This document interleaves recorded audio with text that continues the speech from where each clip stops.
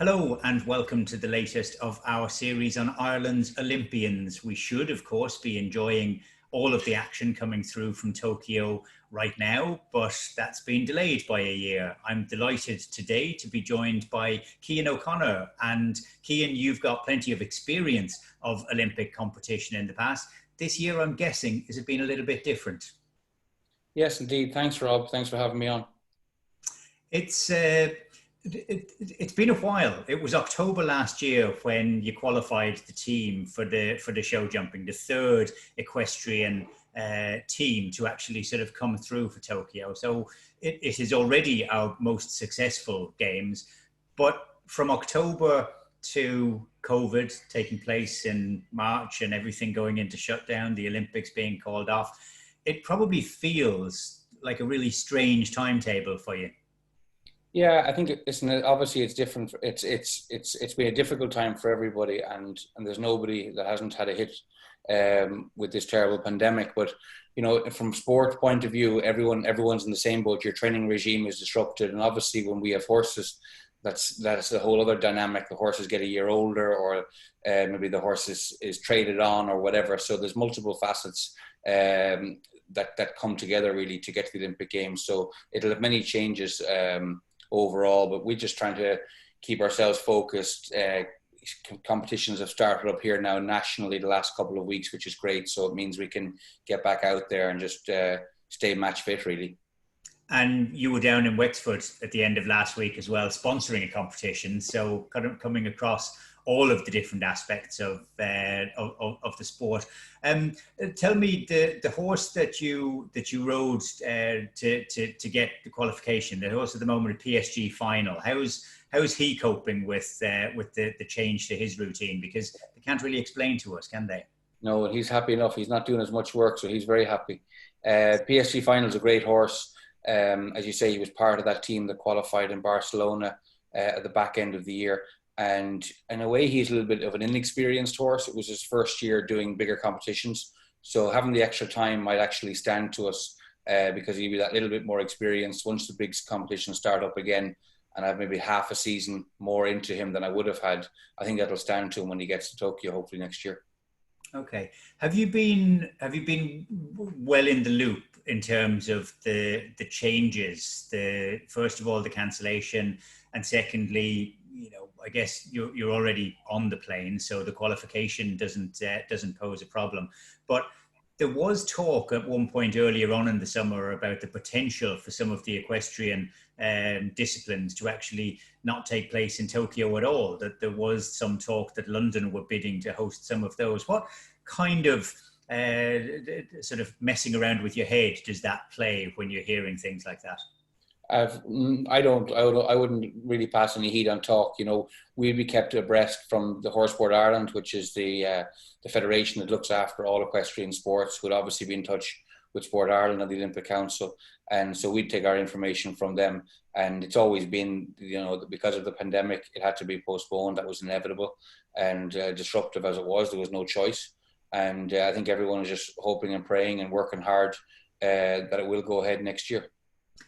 You'd be well used to the logistics of moving around Europe and the world with the team. It's a big, complex operation, isn't it, to bring a team of equestrian athletes together with the horses, together with the kit, everything like that, halfway around the world. Is it because of the uncertainty now over dates and over pre-training camps and things like that, as well as the season? Is it going to be a real challenge to get your head around from a personal point of view as well as from the team management perspective, do you think? Well, I suppose in equestrian sport at the highest level, we travel a lot, as you say, and we compete a lot. Quite often we jump in America and Florida for the winter months and then come back and compete in Europe. One weekend you could be jumping in Madrid and the next Paris, and the week after that you could be up in Aachen in Germany. So we travel quite a bit, so we're used to moving around, we're used to logistics. And what we always say as riders, as athletes who are going to the Olympic Games, it's just another horse show. The horse doesn't know it's not the RDS, or it's not the equivalent in France or Germany. So we just treat it like another event. Obviously, it is a totally different thing than another event, but we try not to change the preparation too much. or alter the way we plan, or the height we might jump at home, and so on. So for us, we'll be preparing to compete anyway, whether those shows are in Europe or around the world, and hopefully the Olympic Games is on, and then we can work towards that. So in other words, it doesn't really change that much, Rob, because we have our training program. We're competitors. We want to go to shows. We want to compete, and we're jumping at the highest level on a monthly basis. So in other words, whether the Games is on or isn't on, we have to be ready to go to keep our business running. And it is, for many of us, it isn't just a sport. We have to run it as a business.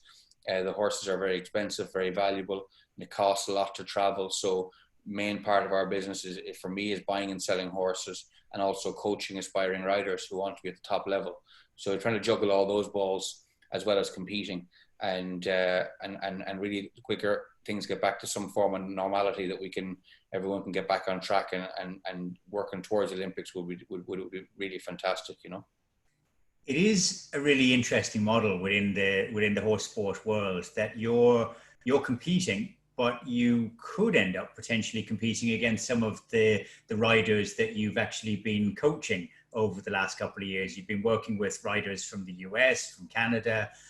How does that play out in terms of going head to head for that sort of those really key moments of competition?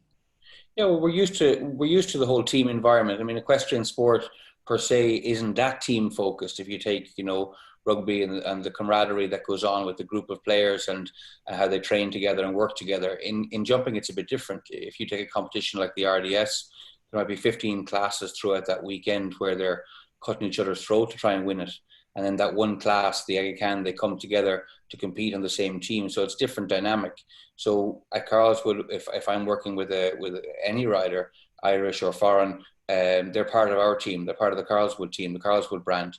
And so we all see it as it's our group. And I say we, myself and Ross and Jan, the guys that work with me, who assist me with coaching the riders. So if anyone does well, it's a bonus, because we're all from the same club.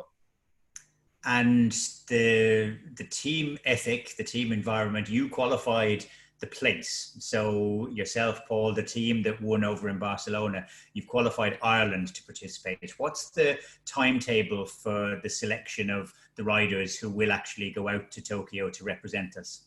There's so many good riders in Ireland. As you said, I was out down in Wexford the last couple of weeks, and the standard of riding and the guys really, they punch far above their weight in their European counterparts. I suppose the next stage is to go to the Olympic Games. You really have to have that special horse, and obviously you have to have the experience. So our chef to keep now is Michael Blake from County Clare, and he was at the shows the last couple of weeks watching and developing people and encouraging the riders. And he'll have a small enough pool to pick from, because when it comes to Olympic standards, despite the strength and depth in talent that we have, there'll be few that have horsepower capable of jumping and competing well at a high level at the Olympic Games. So some of the winning team from Barcelona will be intact, and others mightn't be. So it's up to us to all fight for our place by having the horsepower and having the results when the time comes. You've got experience of having been through a couple of Olympic cycles yourself. That experience is invaluable when it comes to an event like the Olympics. It's only once every 4 years. It's such a pinnacle across so many different sports, and the pressures are very different as well. Do you feel as though others will lean a little bit on the experience that you've gained, and the value of that? Can that be a real positive for Team Ireland? Well, I think obviously it's great to have mileage, and it's great to say, I've been there, but unfortunately you're as good as your last outing. I think that's the same in all sports. I can't sit back and wax lyrical about something that happened 8 years ago. I have to stay current, and I have to have the horsepower and have the results to deliver, And the good thing about team jumping with the Irish team is it teaches you to deliver on the day. We have competitions, speed classes or Grand Prix throughout a week at a horse show. But there's something about the Nations Cups that on 3 o'clock on Friday you have to deliver. And that's something that I grew up doing. I did an awful lot of Nations Cups, and more so than the guys get the opportunity to do nowadays. And I think that stands to me in terms of when it comes to an important day, that I'm able to get focused and get into the zone and try to deliver the goods. So to answer your question, my past and my results and the fact that I've been to the Olympics and been to major championships is certainly a help to me, but I can't sit back on that. I have to keep at it. Okay. Where do you keep your medal? Behind me. Very good. There it is. That's always good to see, yeah, because sometimes you hear of athletes that will just sort of throw it away in the box, and that it's only about the next competition. But that's really good. I just want to finally, before I let you go back, I just want you to picture yourself out there in the preparation ring, getting ready to go in to jump, potentially like it was in Barcelona. Do you visualize? Do you like to think of yourself in the position to actually go out there? Or is the equestrian element different because you're very much part of a duo that goes out? No, I visualize all the time. And the unusual thing about show jumping is that the course designer, so when we go to a competition, there's a course designer who's there for the week to design the courses, to make the, what the time allowed that you have, the kind of tricks of the course. And each course designer has his own flair. So coming up to a major event, we'd know, okay, so for Tokyo, a guy from Spain called Santiago Valera is building the courses. So we'd go back over the last couple of courses that he's done for the last number of years, and we'd even maybe try and compete at some of the competitions where he's building throughout the year. And the people have a certain flair and a design, and we'd actually replicate those courses at home, obviously at a smaller height. But I'd be often thinking, what might come up, what kind of line might be there, visualizing myself clearing it, visualizing it being difficult, and how myself and my horse could negotiate it. So yeah, it's a huge part of it. Brilliant. Listen, it's been a real pleasure to talk to you, Cian. A pleasure to actually see an Olympic medal there as well. We're chatting to a number of people who hope to emulate that and perhaps even go better over the course of the next 12 months. The very best of luck to you in terms of the preparation. We'll be back to see you out in Karlswood, hopefully in the very near future as well. But for the moment, thanks a million to Cian O'Connor. Thanks very much, Rob. Thank you.